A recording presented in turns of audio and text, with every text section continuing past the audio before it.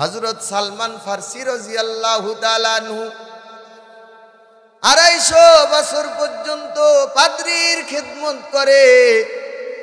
ইহুদি ধর্মের মানুষ ছিলেন তিনি, বয়স আল্লাহ পাক 250 বছর পর্যন্ত লম্বা করে দিয়েছেন। ইহুদির খিদমত করতেছে সালমান, হঠাৎ তাকায় দেখে যার দরবারে সব সময় ইবাদত করে ওই লোকটা মারা যাওয়ার উপক্রম হয়ে গেল। সালমান ফার্সি ডাক দিয়ে বলে, হে আমার পবিত্র যিশু, আপনি আমাকে জানান আপনার পরে আমি কার অনুসরণ করব? কে হবে আমার এই দুনিয়ার জন্য একজন পথপ্রদর্শক? আপনি যদি মারা যান আমি সালমান কার কাছে গিয়ে সময়টা কাটাবো? কে আমাকে আখিরাতের পথ দেখাবে? কে আমাকে মৃত্যুর পরের জীবনটা ভালো করে দিবে? এবার ওই ইহুদি পাদ্রী ডাক দিয়ে বলে, সালমান তুমি ভালো করে শুনে নাও, আমার পরে এমন একটা লোক দুনিয়াতে আগমন করবে, ওই লোকটার নাম হবে মুহাম্মদুর রাসূলুল্লাহ। ওই লোকটার নাম হবে মুহাম্মদুর রাসূলুল্লাহ। বাবার নাম হবে আব্দুল্লাহ, মারহাবা। বাবার নাম হবে আব্দুল্লাহ, তার নাম হবে মুহাম্মদুর রাসূলুল্লাহ। হযরত সালমান ফার্সি ডাক দিয়ে বলেন, ও আমার পবিত্র ইহুদি ভাই, তোমার কাছে জানতে চাই ওই লোকটাকে চেনার জন্য কিছু আলামত তো দরকার, কিছু আলামত আমাকে একটু জানায় দেন। হযরত সালমান ফার্সিকে ডাক দিয়ে বলে, সালমান ভালো করে শুনে নাও, ওই নবীর চেনার পরিচয় 1 নাম্বার, ওই নবী দান সদকা গ্রহণ করবে না, ওই নবীর জন্য দান সদকা খাওয়া জায়েজ নাই। 2 নাম্বার পরিচয় তুমি ভালো করে শুনো, সালমান ওই নবীকে যদি কেউ হাদিয়া দেয় ওই হাদিয়াটা গ্রহণ করবে, কারণ হাদিয়া দেওয়াটাও সুন্নত, নেওয়াটাও সুন্নত। জোরে বলেন সুবহানাল্লাহ। আপনি আপনার বন্ধুকে ঈদ আসলে একটা জামা কিনে দিবেন, আপনার মসজিদের মুয়াজ্জিনকে 1 জোড়া জুতা কিনে দিবেন, আপনার মাদ্রাসার শিক্ষককে একটা টুপি কিনে দিবেন, এটা হাদিয়া দেওয়াটা সুন্নত। আবার হুজুরেও আপনাকে খুশি হয়ে আপনার জন্য একটা সৌদি আরবের আতর হাদিয়া দিবে, এইটাও দেওয়াটাও সুন্নত। আমার বন্ধুরা, ওই যিশু ডাক দিয়ে বলে, রে সালমান 2 নাম্বার ওই নবীকে হাদিয়া দিলে হাদিয়া গ্রহণ করবে। 3 নাম্বার আর একটা পরিচয় ভালো করে শুনে নেন, ওরে গোসাইবাড়ির মুসলমান, আল্লাহ পাক কয়দিন হায়াত দিয়েছেন হয়তো আপনিও জানেন না, আমিও জানি না, কারণ আল্লাহ বলেছেন 5 জিনিসের ইলম পৃথিবীর কেউ জানে না আমি আল্লাহ পাক ছাড়া। এর মধ্যে একটা জিনিস হলো আল্লাহ জানায় দেন, ইন্নাল্লাহা ইনদাহু ইলমুস সাআহ ওয়া ইউনাজ্জিলুল গায়স ওয়া ইয়ালামু মা ফিল আরহাম ওয়া মা তাদরি নাফসুম মাযা তাকসিবু গাদা ওয়া মা তাদরি নাফসুম বিআইয়ি আরদিন তামুত। আল্লাহ বলেন, দুনিয়ার মানুষ সব জিনিস জানতে পারো, 5টা জিনিসের জ্ঞান আমি আল্লাহ পৃথিবীর কাউকে দেই নাই। 1 নাম্বার, কিয়ামত কখন হবে কেউ জানে না, জানে কে? আরো জোরে বলেন, কিয়ামত কবে হবে আল্লাহ জানে, আর কেউ জানে না রে ভাই। 2 নাম্বার, আল্লাহ জানাই কবে বৃষ্টি হবে কেউ জানে না, আল্লাহ জানে। 3 নাম্বার, মায়ের গর্ভের মধ্যে কি সন্তান আছে কেউ জানে না, আল্লাহ জানে। 4 নাম্বার, আগামীকাল কি খাবো কোথায় খাবো কেউ জানে না, আল্লাহ জানে। 5 নাম্বার, মরণ কবে হবে, কোন জায়গায় হবে, কোন সময় হবে দুনিয়ার কেউ জানে না, একমাত্র জানে কি? মরণ থেকে যতই পালাও মরণ তোমায় লইবে ঘিরি, যদিও সুদূর আকাশ পানে লুকাও সেথায় লাগিয়ে সিঁড়ি। নদী পথে নৌকা চালাও ও মাঝি ভাই, বেলা ডুবার আগে আমিও পার উঠতে চাই, ডুবে গেলে বেলা যে আর উঠে না, ভেঙ্গে গেলে মেলা তো আর জমে না। সালমান ফার্সিকে ডাক দিয়া বলেন, 3 নাম্বার আর একটা পরিচয় ওই নবীর আছে, ওইটার নাম হলো ওই নবীর পিঠের মধ্যে একটা সিল আছে, ওই সিলটার নাম হলো মাহরে নবুয়ত, নবুয়তের সিল। ওই সিলটা যদি দেখতে পাও সালমান, তুমি মনে করে নিবা ইনি আর কেউ নয়, ইনি হলেন বিশ্ব নবী মুহাম্মাদুর রাসূলুল্লাহ সাল্লাল্লাহু আলাইহি ওয়াসাল্লাম। এই কথা বলার পরে ওই পাদ্রী ইন্তেকাল করেন। হযরত সালমান চিন্তা করলেন, আমার পাদ্রী তো চলেই গেল, তাহলে আমার ওই নবীর খোঁজ করা দরকার। বয়স 250 বছর হয়ে গেছে। আপনারা বলেন 250 বছর বয়সে এসেও আমার আল্লাহ যদি কেউ দুনিয়ার মানুষ নিয়ত করে নেয়, আমার আল্লাহ দুনিয়ার ওই মানুষটার নিয়তকে কবুল করে নেয়। আল্লাহ বলে, বান্দা কত গুনাহ করেছো কেউ জানে না, আমি আল্লাহ জানি। কত অপরাধ আমি আপনি করেছি দুনিয়ার কেউ জানে না, কিন্তু আল্লাহ পাক সব জানে, সব খবর আল্লাহর কাছে আছে। আল্লাহ বলে, ও বান্দা, তোর গুনার পরেও আমি আল্লাহ তোর খাবার বন্ধ করি নাই, তোর পানি বন্ধ করি নাই, আমি আল্লাহ তোর ছেলে মেয়ে থেকেও আলাদা করে দেই নাই। কারণটা কি জানো বান্দা? জানো, আমি আল্লাহ তোর দিকে তাকায় থাকি আর অপেক্ষা করি কখন জানি আমার বান্দা তওবা করবে আর আমার বান্দাকে আমি আল্লাহ মাফ করে দিব। এ বান্দা, তুমি যদি একটা বার আমার কাছে তওবা করতে পারো, আল্লাহ বলে, লা তাকনাতু মির রাহমাতিল্লাহ, তোমরা আমি আল্লাহর রহমত থেকে নৈরাশ হয়ে যেও না। হযরত সালমান ফার্সি খুঁজতেছেন, আমাকে তো বলে দিয়েছে এই 3টা চিহ্ন যার কাছে পাবো তাই তিনি হবেন আখিরি জামানার নবী। এবার সালমান ফার্সি খুঁজতে খুঁজতে বাজারে উঠে গেছে, বলে গোলাম হিসাবে বিক্রি হবে। হযরত সালমান ফার্সিকে মক্কার একজন মানুষ কিনে নিয়ে আসলো। কেনা আনার পর সালমান ফার্সিকে ডাক দিয়ে বলে, সালমান, তোমার ডিউটি হলো প্রত্যেক দিন খেজুর গাছের বাগানে পানি দিবা, এইটা তোমার কাজ। বিনিময় আমার বাড়িতে খাইবা, আমার বাড়িতে থাকবা, আর কোনো কাজ নাই। হযরত সালমান ফার্সি মালিকের কাজ করে আর মনে মনে চিন্তা করে, ও দয়ার মালিক আল্লাহ, কবে আমার ওই নবীর দেখা পাবো, কবে আমি আমার কামলিওয়ালা নবীর দেখা পাবো। আমার তো আর সহ্য হয় না, ভালো লাগে না, ওই নবীকে না দেখে যেন আমার মরণ হয় না। আপনারা বলেন, মানুষের মনের অবস্থা কবুল করার মালিক কে? ইন্নাল্লাহা আলিমুম বিযাতিস সুদূর, ইকালামে জিন্দা কুরআনে হাকিম, হিকমতে উলায়া জালাস্তু কদিম, জামিউল ইলমে ফিল কুরআনে হাকিম, তাকাসরাত আনহু ইফহামুর রিজালি, ওয়া কুরআন কালামুল্লাহ বাশানু। নিয়ার এক পাশে আড্ডা করে, আড্ডা করতে করতে মালিকের সন্তান তার বন্ধুর সাথে আলাপ করে আর বলে, শোনো, মদিনায় একটা সন্তানের আবির্ভাব হয়েছে, যেই সন্তানটার নাম হলো মুহাম্মদ, যার বাবার নাম হলো আব্দুল্লাহ, আর সে নাকি নতুন একটা ধর্মের দাওয়াত দেয়। এই সবগুলো কথা হযরত সালমান ফার্সি গাছে পানি দেওয়ার সময় সব কথা শুনে নেয়। মনের আশা পুরা করার মালিককে আরো জোরে বলেন। দুনিয়ার কেউ না দিলেও দেয় কে? আল্লাহ বলে, আমি যদি দেই কেউ ঠেকাইতে পারে না। অতএব তোমরা ভালো করে শুনে নাও যে ইসলামকে ঠেকানোর জন্য বাংলার বড় বড় আলেম ওলামাদেরকে জেলখানার মধ্যে আবদ্ধ রেখেছো। আল্লাহর কসম, একবার, দুইবার, তিনবার। জেলখানা কিন্তু আলেমদের জন্য নয়, জেলখানা বানানো হয়েছে চোর, গুন্ডা, লুচ্চা, বদমাইশ, দুর্নীতিবাজদের জন্য। অতএব জেলখানা এই লোকগুলোকে ছেড়ে দেওয়ার পর পবিত্র আলেমদেরকে জেলখানায় যারা রেখেছো, অতি বিলম্বেই তোমাদের প্রতিও আমার আল্লাহর মেসেজ আসতে এক মুহূর্ত দেরি করবে না।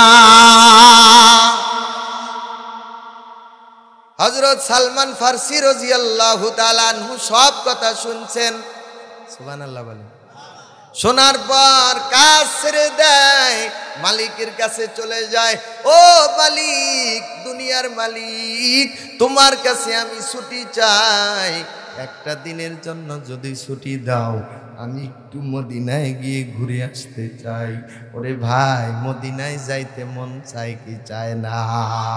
মদিনা মদিনা মদিনা মদিনা, যেতে চাই তোমারি রওজা মদিনা। রসুলে আরবি তুমি আলোর রবি, তোমারি প্রেমে সৃজন হলো এসবই। ও গো প্রিয় তুমি আমার আশার আলো, গো প্রিয় তুমি আমার আশার আলো, যুগে যুগে তোমায় আমি বাসি ভালো। মদিনা মদিনা মদিনা মদিনা, যেতে চাই তোমারি রওজা মদিনা। বলেন মদিনা মদিনা মদিনা মদিনা, যেতে চাই তোমারি রওজা মদিনা। হযরত সালমান ফার্সি ডাক দিয়ে বলে, ও দুনিয়ার মালিক, একটা দিনের জন্য ছুটি দেন, আমি একটু মদিনায় গিয়ে ঘুরে আসতে চাই।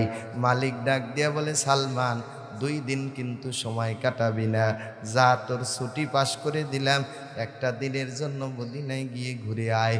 হযরত সালমান ফার্সি ওই পাদ্রীর কথা মতো উন্নত মানের বাগানের কিছু খেজুর নিলেন, আর চিন্তা করলেন, লোকটাকে যদি আমি সাক্ষাৎই পেয়ে যাই, এই খেজুরটা আমি দান সদকা হিসাবে দিতে চাইব। যদি গ্রহণ করে মনে করব ইনি আমার রহমাতুল্লিল আলামিন নবী নয়, আর যদি গ্রহণ না করে তাহলে আমার পাদ্রীর প্রথম কথাটা সঠিক হবে, সত্যবাদী হবে। এবার সালমান ফার্সি তাই করলেন, দামি কিছু খেজুর নিয়ে আল্লাহর নবীর রওজা মুবারক মদিনাতুল মুনাওয়ারায় চলে গেলেন। মদিনায় যাওয়ার পর তাকায় দেখে মসজিদে নববীর মধ্যে আমার নূরের নবী, দয়াল নবী, প্রাণের নবী বসে আছে। হযরত সালমান ফার্সি দূর থেকে তাকায় তাকায় দেখে হযরত ওমরের কাছে সাক্ষাৎ। ওমর ডাক দিয়া বলে, ভাই আপনার নাম কি, কোথায় থেকে আপনি আসছেন? ডাক দিয়া বলে, ভাই আমার নাম সালমান, আমি মুরব্বী মানুষ, সুদূর মক্কা থেকে এখানে আসছি। কেন আসছো, কারণটা কি? বলে, আমি আসছি আখেরি জামানার নবীর খোঁজ করার জন্য। ইনার নাম কি মুহাম্মদ? বলে হ। আব্বার নাম কি? আব্দুল্লাহ। বলে হ।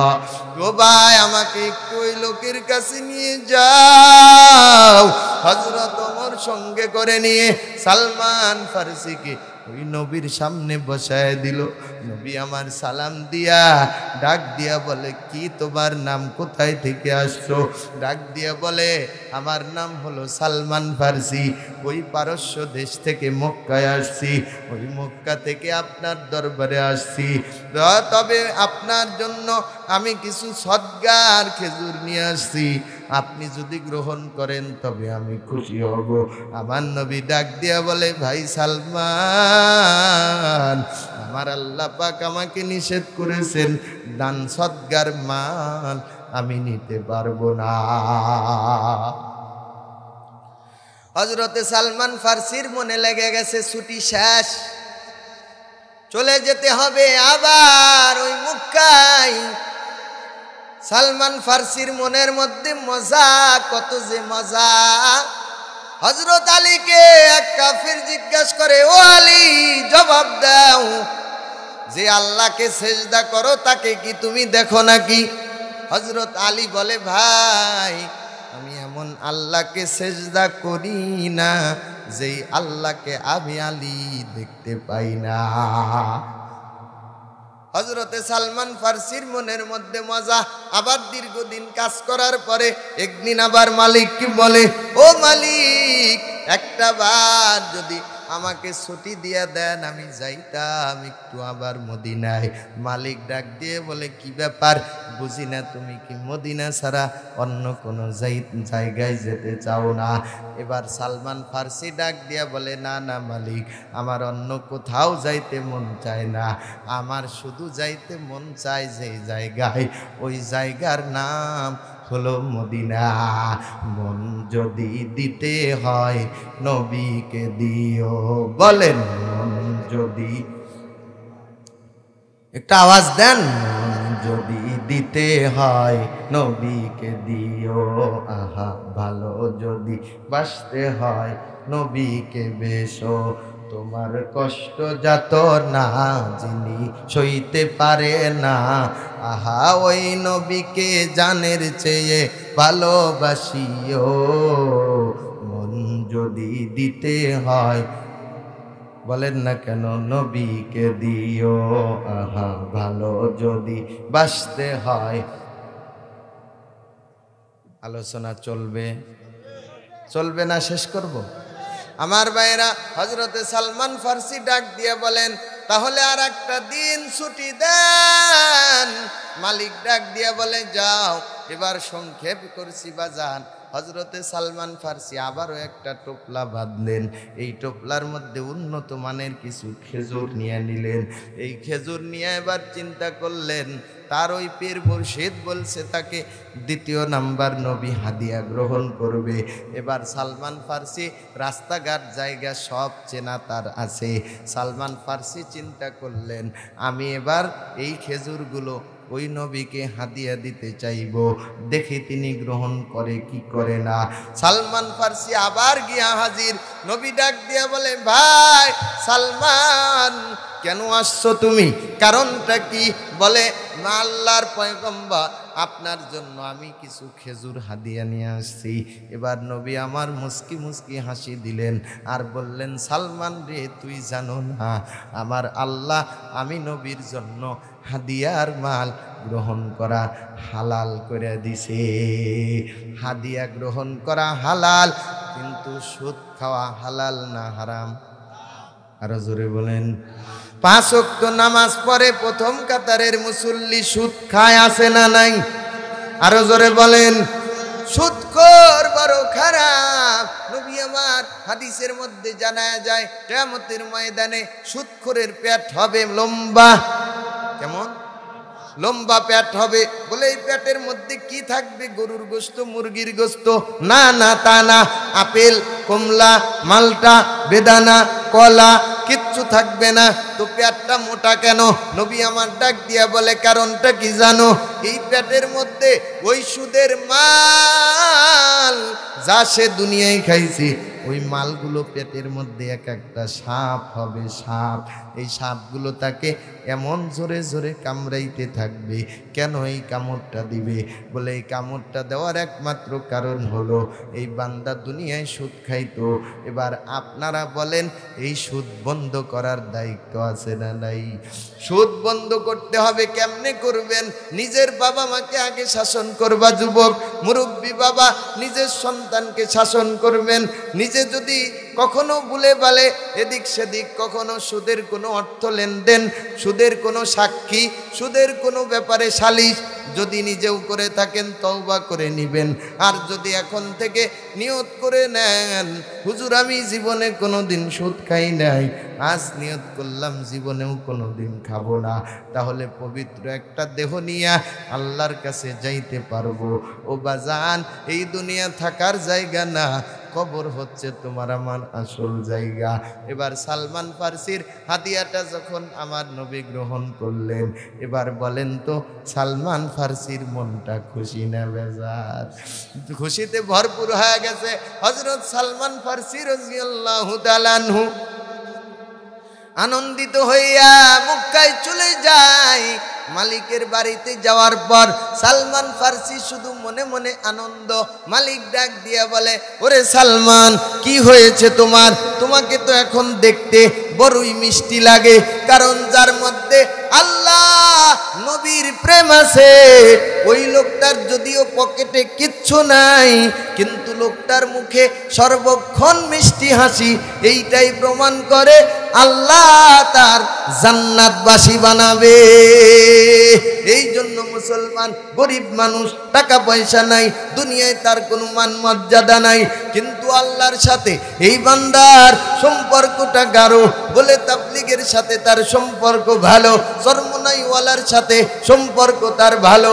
এই লোকটা যদি মারা যায়, মরার পরে যখন 40 কদম মাটি দিয়া প্রথম ব্যক্তিটা চলে আসবে, আমার নবী ফরমান, বান্দা উম্মতের দল ভালো করে শোনো, ওই বান্দার কবরটা আমার আল্লাহ জান্নাতের বাগান বানায় দেয়। হযরত সালমান ফার্সি এবার 3 নাম্বার আলামতটা তার দরকার। কয় নাম্বার? 3 নাম্বার আলামা, নবীর পিঠের মধ্যে মোহরে নবুয়তের সিল। কি করে দেখবে? হযরত সালমান ফার্সি আবার নবীর কাছে চলে গেছে। যাওয়ার পর একজন সাহাবী নাম রিফাত ইবনে আমের ডাক দিয়া বলে, ভাই আমি আসছি এই নবীর হাতে হাত রেখে কালেমা পড়ার জন্য, তবে আমার একটা শর্ত আছে, ওই নবীর মোহরে নবুয়ত পিঠের মধ্যে যে একটা সিল আছে, ওই সিলটা একটু আমাকে যেমনে হোক দেখাইতে হবে। রিফাত ইবনে আমের বলেন, ঠিক আছে, তুমি আমার সাথে সাথে আসো, আমি আল্লাহর নবীকে যে কোনোভাবে তোমাকে ওই মোহরে নবুয়তের সিলটা দেখানোর চেষ্টা করব। কবুল করার মালিককে। আল্লাহ বলেন, ওয়াল্লাযীনা জাহাদু ফিনা লানাহদিয়ান্নাহুম সুবুলানা ওয়া ইন্নাল্লাহা লামাআল মুহসিনিন। আল্লাহ পাক রব্বুল আলামিন বলেন, আমাকে পাওয়ার জন্য যে চেষ্টা করে তাকে আমি ধরা দেওয়ার জন্য একটা দুইটা নয়, অনেক রাস্তা খুলে দেই। বলে আমি আল্লাহ কেন দেই জানো? আমি আল্লাহ বড় ইহসানকারী, আমি আল্লাহ বড় দয়াময়। হযরত সালমান ফার্সিকে সঙ্গে করে নিয়ে রিফাত ইবনে আমের রাদিয়াল্লাহু আনহু আল্লাহর নবীর পিছনে যাওয়ার পর এবার আল্লাহর নবীর পিঠ থেকে আস্তে করে কাপড়টা একটু সরাইলেন। এখন যেমন আমরা জুব্বা পরি, ওই সময় কিন্তু এইরকম পোশাক ছিল না। আমার বন্ধুরা, সাদা কাপড়ের মতো পোশাক ছিল। এটা এক কাপড়েই মাথা থেকে পা পর্যন্ত পরিধান করা হতো। আল্লাহর নবীর পিঠ থেকে কাপড় সরায়া এবার যখন দেখলেন সালমান ফার্সি, আল্লাহর নবীর পিঠের মধ্যে মোহরে নবুয়তের সিলটা তরু তাজা দেখা যায়। হযরতে সালমান ফার্সি এবার নবীর সামনে চলে এলেন। আসার পর ডাক দিয়ে বলে, পয়গম্বর, আমি হলাম আপনার সাহাবীদের মধ্যে সবচাইতে বৃদ্ধ সাহাবী, তবে আপনার কাছে আসছি একটা জিনিস আমি গ্রহণ করার জন্য। ওই জিনিসটার নাম হলো, আমি সালমান এতদিন আমার আল্লাহকে চিনি নাই, নবীকে চিনি নাই। আজকে যেহেতু আমি চিনতে পেরেছি, আমি হাত বাড়ায় দিলাম, আমাকে কালেমা পড়ায়া মুসলমান বানায় দেয়। একটু জিকির করি, লা ইলাহা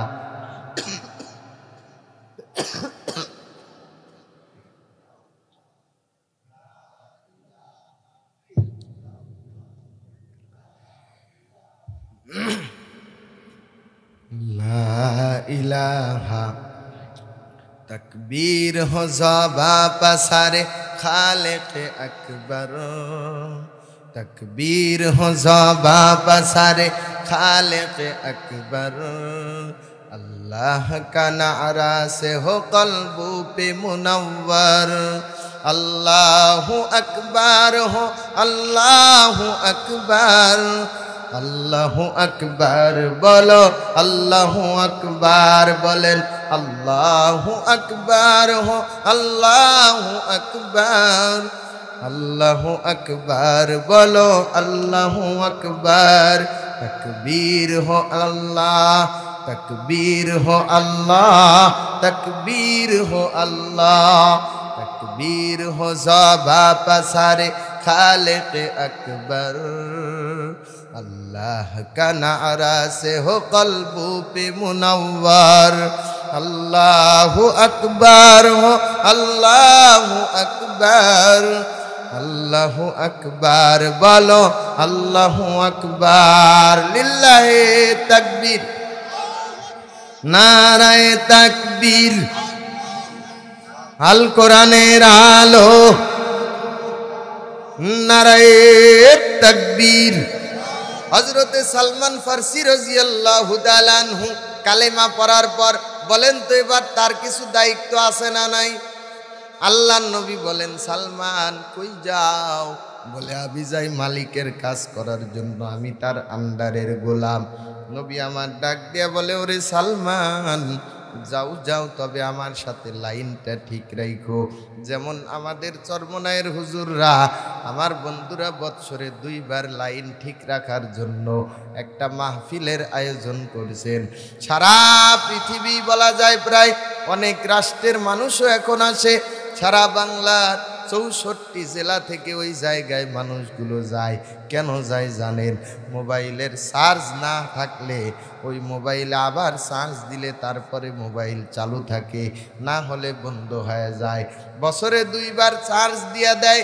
এ আমাদের ভক্তবৃন্দুরা যাও, ব্যাটারিটা চার্জ করে দিলাম, এবার এলাকায় গিয়া জিকিরের একটা তালিম দিয়ে দাও, জিকিরের একটা ঔষধ তোমাদেরকে দিয়ে দিলাম। উঠতে বসতে খাইতে শুইতে জিকির চালু করে দাও, নামাজ চালু করে দাও, পর্দা শুরু করে দাও।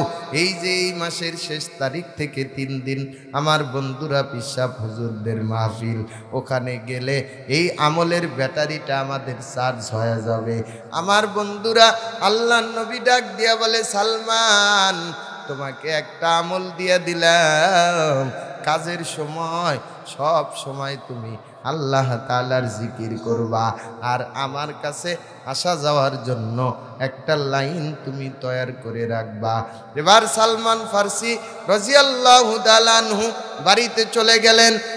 এবার তার কাজ শুরু করে দেয়, গুনগুন গুনগুন করে হযরতে সালমান ফারসি রাদিয়াল্লাহু তাআলা আনহু জিকির শুরু করে দেয়।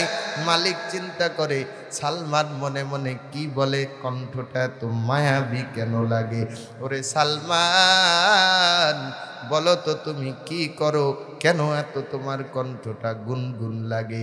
সালমান ফারসি ডাক দিয়া বলে দুনিয়ার মালিক আপনি ভালো করে শুনেন, আমি আমার আল্লাহর নামে জিকির করি। আমাদের বাংলাদেশের একজন বুজুর্গ ছিলেন, তার নাম মুহাম্মাদুল্লাহ হাফিজি হুজুর রহমাতুল্লাহ আলাইহি। এই বান্দা এ আল্লাহর ওলি সব সময় আল্লাহর কোরআন তেলাওয়াত করতেন, কোনো সময় আল্লাহর কোরআন তেলাওয়াত করা বন্ধ করতেন না। এমনকি মৃত্যুবরণের সময় পিজি হসপিটালের মধ্যে শুয়ে আছে, 3 দিন তিনি হসপিটালে ছিলেন। খাদেমকে ডাক দিয়ে বলে ও খাদেম হুজুর পানি দাও।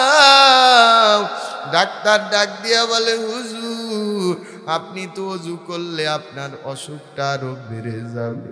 মুহাম্মাদুল্লাহ হাফিজি হুজুর ডাক দিয়া বলে ডাক্তার ভাই তোমরা আমার উপরের অসুখটা দেখতে পারো, আমি যে ওযু না করে আমার আল্লাহর কোরআন তেলাওয়াত না করার কারণে আমার ভিতরটা যে অসুস্থ এইটা তো তোমরা দেখতে পারো না।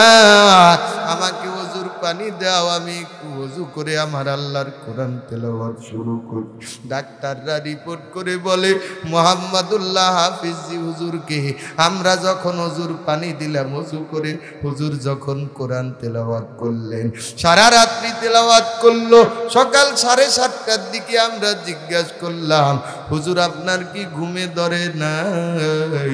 হুজুর আমাদেরকে বলে ও ডাক্তার তোমরা তো জানো না, আমি যখন ওযু করে তোমরা আমাকে পানি দিছো, আমি আল্লাহর কোরআন তেলাওয়াতে এত মজা পাওয়া শুরু করে দিছি, রাত্রিটা কেমনে পার হয়ে গেছে আমি মুহাম্মাদুল্লাহ হাফিজি বলতে পারি না। আমি এই রাত্রিতে 1 বার 2 বার নয়, প্রায় 3 বারের মতো আমার আল্লাহর কোরআন তেলাওয়াত করছি। হযরতে সালমান ফারসি গুনগুন গুনগুন করে আল্লাহ পাকের জিকির করে, মালিক ডাক দিয়া বলে তোর কণ্ঠটা বড় মায়া লাগে। আল্লাহ তাআলার জিকিরের কণ্ঠ মায়া লাগে, কিন্তু ফাটটা যায়, একবার দুইবার শুনলে আর ভালো লাগে না। কথা বলেন না কেন আমার বন্ধুরা? এই আল্লাহ তাআলার বান্দা সালমান ফারসি রাদিয়াল্লাহু তাআলা আনহু জিকিরের সময় মালিক তার জিকির শুনে ফেলেছে। এবার সালমান ফারসিকে ডাক দিয়া বলে, তুমি কি বুঝি আমার নামে জিকির করো নাকি? সালমান ফারসি বলে, না না, আমি যার জিকির করি এই মালিক তো তুমি না, এই মালিকটা আমার যেমন মালিক তোমারও মালিক, তিনি হলেন রব্বুল আলামিন, আমার আল্লাহ। হযরতে সালমান ফারসিকে বলে, তাহলে তোমার উপর নির্যাতন শুরু হয়ে গেল, জুলুম অত্যাচার শুরু হয়ে গেল। সালমান ফারসি গভীর রাত্রিতে আমার নবীর বাড়িতে গিয়া হাজির। নবী আমার ডাক দিয়া বলে, ওগো সালমান, কেন আসছো এত রাত্রিতে? সালমান ফারসি ডাক দিয়া বলে, পয়গম্বর, ওই ইহুদির বাড়িতে আর আমি কাজ করতে পারবো না। কেন, কি হয়েছে, তোমার কি সমস্যা? সালমান ফারসি ডাক দিয়া বলে, পয়গম্বর, আমি আল্লাহর জিকির করি, নামাজ কালাম পড়ি, এইটা আমার ইহুদি মালিক আর সহ্য করতে পারে না। আমার উপর কত কাজ দেয়, আমি মুরব্বী মানুষ, এই কাজগুলো তো আমি সহ্য করতে পারি না। সালমান ফারসিকে নবী ডাক দিয়া বলে, তুমি ফিরে যাও, দেখি আমি পরামর্শ করি তোমার ব্যাপারে কিছু করা যায় কিনা। হযরতে সালমান ফারসি আবার মালিকের বাড়িতে ফিরে গেল। মালিক আরো জুলুম নির্যাতন শুরু করলো। ইতিমধ্যেই মালিক ডাক দিয়া বলে, কার কাছে গিয়েছো?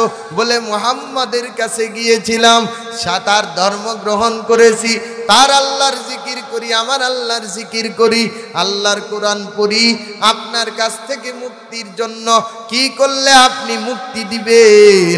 এবার ওই ইহুদি মালিক ডাক দিয়া বলে, রে সালমান, তোমাকে মুক্তি দিতে পারি, একটা শর্ত আছে, তোমার নবীর কাছে গিয়া শর্তটা একটু বলবা।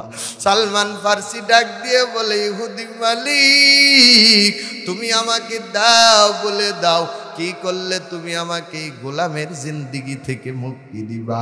ওই মালিক ডাক দিয়া বলে, তোমার নবীকে গিয়া বলবা, তোমার লিডারকে গিয়া বলবা, এ আমার লিডার, এ আমার নবী, আমার মুহাম্মাদুর রাসূলুল্লাহ, তুমি গিয়া বলবা সাল্লাল্লাহু আলাইহি ওয়াসাল্লাম, আমি বললাম একদিনে 400 খেজুরের গাছ লাগায়া দিতে হবে। আমি একটা জমিন দেখায় দিব, ওই 400 খেজুরের গাছ এক বছরের মাথায় 400 খেজুরের গাছ একসাথে খেজুর ফল দেওয়া আরম্ভ করবে। তবে শর্ত অনুযায়ী যদি একটা গাছও মরে যায়, তোমাকে আমি মুক্তি দিতে পারবো না। আপনারা বলেন, গাছের জীবন দেওয়ার মালিক কে? আরো জোরে বলেন কে? হযরতে সালমান ফারসি পরের দিন নবীর দরবারে চলে যায়, ডাক দিয়া বলে, মায়ার পয়গম্বর, আপনার কাছে আসছি, কি শর্ত জানেন? আমাকে বলেছে 400 খেজুরের গাছ লাগাইতে হবে, আর ওই 400 খেজুরের গাছে এক বছর পরেই খেজুর ফল ধরা আরম্ভ করে দিতে হবে। আপনারা বলেন, খেজুর গাছ কি এক বছর পরেই ফল ধরবে নাকি? অনেক টাইম লাগবে। নবী আমার কি করবেন চিন্তা করতেছেন। আল্লাহর পক্ষ থেকে ফয়সালা হয়ে গেল, সালমানের সম্পর্ক এখন আর দুনিয়ার কারোর সাথে নাই। সালমানের সম্পর্ক এখন আমার আল্লাহর সাথে হয়ে গেছে। আমার আল্লাহ পাক রব্বুল আলামিন জিব্রাইল ফেরেশতাকে পাঠায়া দেয়, ডাক দিয়া বলে, জিব্রাইল যাও, তাড়াতাড়ি আমার নবীর কাছে গিয়া হাজির হও, আর আমার নবীকে গিয়া জানাও মায়ার পয়গম্বর যেন শব্দে রাজি হয়ে যায়। আমার নবী আসমানের দিকে তাকায় আছেন। হাদিসের মধ্যে আছে, ওহী রিসিভ করার বিভিন্ন ধরন ছিল, তার মধ্যে একটা ধরন হলো আল্লাহর নবী আকাশের দিকে তাকায় থাকতেন, অপেক্ষা করতেন কখন জিব্রাইল আমিন আসে। ইতিমধ্যে হঠাৎ তাকায় দেখে জিব্রাইল আমিন চলে এসেছে। কারণ আল্লাহ পাক রব্বুল আলামিন কোরআনে বলছেন আমার নবী মন গড়া কোনো কথা বলতে পারে না। ওয়ামা ইয়ানতিকু আনিল হাওয়া ইন হুয়া ইল্লা ওয়াহয়ুন ইউহা। আমার নবী মন গড়া কোনো কথা বলতে পারে না, আল্লাহ যা বলায় তাই বলে। এবার জিবরাইল আমিন ডাক দিয়ে বলেন, পয়গম্বর আপনি শর্তে রাজি হয়ে যান, সিদ্ধান্ত দুনিয়ার কারু না, বলেন সিদ্ধান্তটা কার? আল্লাহর সিদ্ধান্ত, আপনি রাজি হয়ে যান। নবী রাজি হয়ে গেল। মনে মনে চিন্তা, কি করা যায় যদি 400 খেজুর গাছের একটা খেজুর গাছও মারা যায়, আমার সালমান মুক্তি পাবে না, আমিও কলঙ্কিত হব। আবার 1 বছর পরেই ফল ধরতে হবে, এইটাও তো বড় কঠিন। একটা গাছ তো আর 1 বছর পরেই ফল দিবে না। আল্লাহ ডাক দিয়া বলে, ও জিবরাইল আমার নবীকে ডাক দিয়া বলেন, লা তাহজান ইন্নাল্লাহা মা'ানা, আপনি ভয় করেন না, আল্লাহ আপনার সাথে আছে। শর্ত অনুযায়ী ইহুদি এবার তামাম এলাকার মধ্যে খবর ছড়ায় দিল, মুহাম্মদকে ঠকানোর একটা সময় আসছে। দুষ্ট লোকের মানুষ কম না বেশি? আরো জোরে বলেন, শয়তানের দলে লোক কম না বেশি? অনেক বেশি। শয়তানের দলে লোক বেশি হয়। তামাম মক্কার নাস্তিকগুলো একত্রিত হয়ে গেল। এই শর্তটা আমরা দেখতে চাই, কেমন করে একসাথে 1 বছর পরে 400 খেজুর গাছে বাগানে এবার ফল ধরা শুরু করবে। নবীর হাত দিয়া 400 খেজুর গাছ জমিনে রোপণ করে ফেললে। 400 গাছ লাগানোর পর দীর্ঘ 1 বছর অপেক্ষা করতেছে। আপনারা বলেন, পৃথিবীতে যা কিছু হয় সব দেখে কে? আরো জোরে বলেন, আপনার মনের মধ্যে কি আছে? এই গোসাইবাড়ি মুজাহিদ কমিটি ভাইদের অন্তরের ভিতর কি আছে কেউ না জানলেও জানে কে? আমার ভাইদের একমাত্র উদ্দেশ্য হলো তাদের জান মাল টাকা পয়সা। আমার সদর সাহেব হুজুর বলছেন যে আমরা সব কিছু করছি, আপনাদের শুধু একটাই দাওয়াত, সেটা হলো আপনারা শুনবেন। আর একটা দাওয়াত আমি যোগ করলাম, আপনারা আমাদের চরমনায়ের ময়দানে একটু সময় হলে আমার এই সদর সাহেব হুজুরের সাথে, সৈয়দ ভাইদের সাথে, আমার মুজাহিদ কমিটির ভাইদের সাথে একটু ময়দানে যাবেন, আল্লাহর ওলির সাথে হাত লাগাবেন। যেভাবে সালমান ফার্সি আল্লাহর নবীর সাথে হাত লাগায়া আল্লাহর ভালোবাসা পেয়েছে, ঠিক তদ্রূপ এই দুনিয়াতে আল্লাহর ওলিদের সাথে হাত লাগালে আমরাও আল্লাহর ওলি হতে পারবো।